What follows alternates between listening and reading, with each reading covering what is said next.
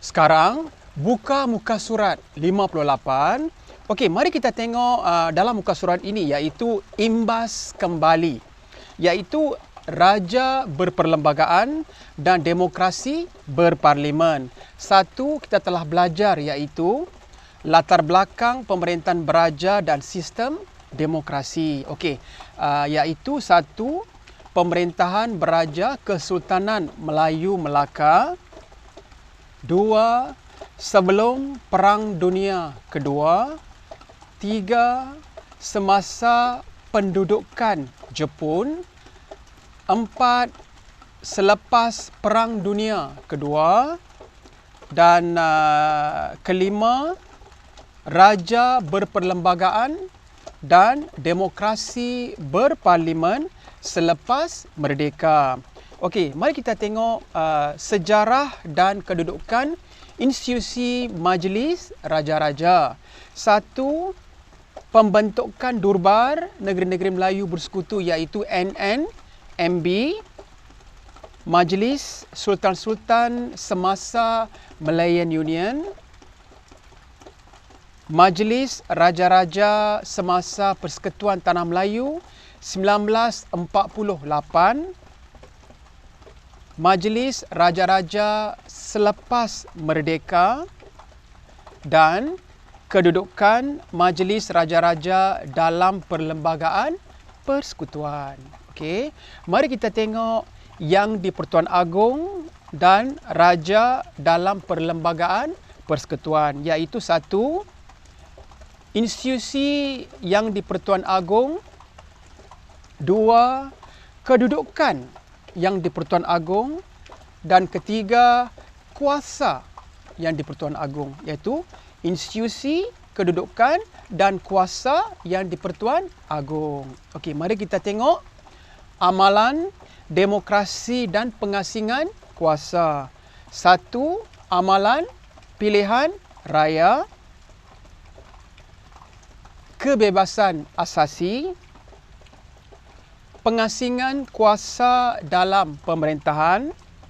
Okey, itu adalah 3 poin iaitu amalan demokrasi dan pengasingan kuasa iaitu satu, amalan pilihan raya. Dua, kebebasan asasi. Dan ketiga, pengasingan kuasa dalam pemerintahan. Sekarang mari kita tengok keunikan amalan demokrasi berparlimen di negara kita iaitu satu, gabungan unsur tradisional dan moden dalam pentadbiran. Mekanisme semak dan imbang dalam pentadbiran.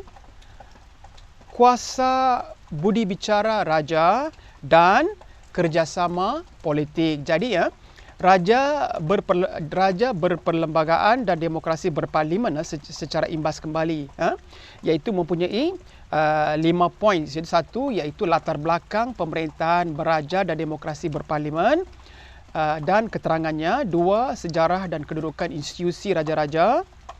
Tiga, yang di Pertuan Agong dan raja dalam perlembagaan persekutuan.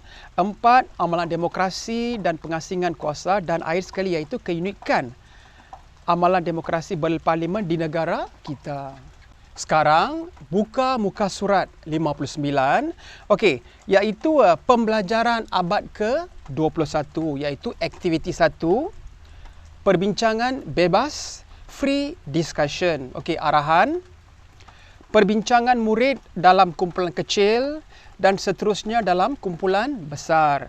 Murid dibahagikan kepada beberapa kumpulan kecil dan membincangkan tugas yang diberikan. Iaitu semasa sesi perbincangan, lantik seorang murid sebagai pemudah cara. Okey, satu. Maklumat yang berikut ialah petikan sebahagian daripada kandungan akta lambang dan nama. Okey, iaitu mencegah penggunaan tidak wajar 1963. Okey, jadi berdasarkan maklumat di atas, okey, lakukan aktiviti yang berikut.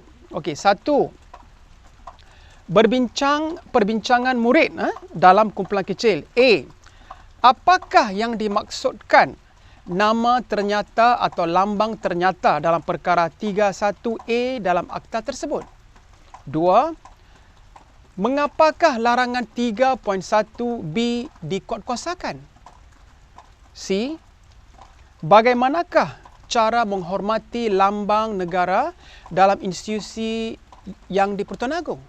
Okey, itu adalah satu. Dua sekarang, perbincangan dalam kumpulan besar. Okey. Dengan bimbingan guru sebagai pemudah cara, kongsikan maklumat hasil perbincangan dengan kumpulan lain dalam bentuk perbincangan bebas. Okey. Jadi aktiviti satu ini adalah dibahagi kepada kumpulan kecil dan kumpulan besar. Jadi iaitu berdasarkan maklumat di atas, lakukan aktiviti yang berikut. Okey, perbincangan murid dalam kumpulan kecil iaitu daripada Akta Lambang dan Nama mencegah Akta Nama mencegah penggunaan tak wajar 1963 iaitu larangan menggunakan lambang, nama dan rupaan gambar dengan tidak wajar iaitu 31A dan B dah pun diberikan. Jadi berdasarkan maklumat di atas, lakukan aktiviti yang berikut. Apakah yang dimaksudkan dengan nama ternyata atau lambang ternyata dalam perkara 31A? Dalam akta tersebut. Okey, mudah kan? Bukan susah pun. Okey, B, mengapakah larangan 3.1 dikuatkuasakan? C, bagaimanakah cara menghormati lambang negara dalam institusi yang di-Pertuan Agong? Okey, itu adalah satu. Dua, iaitu dalam perbincangan dalam kumpulan besar, dengan bimbingan guru sebagai mudah cara, kongsikan maklumat perbincangan dengan kumpulan lain dalam bentuk perbincangan bebas.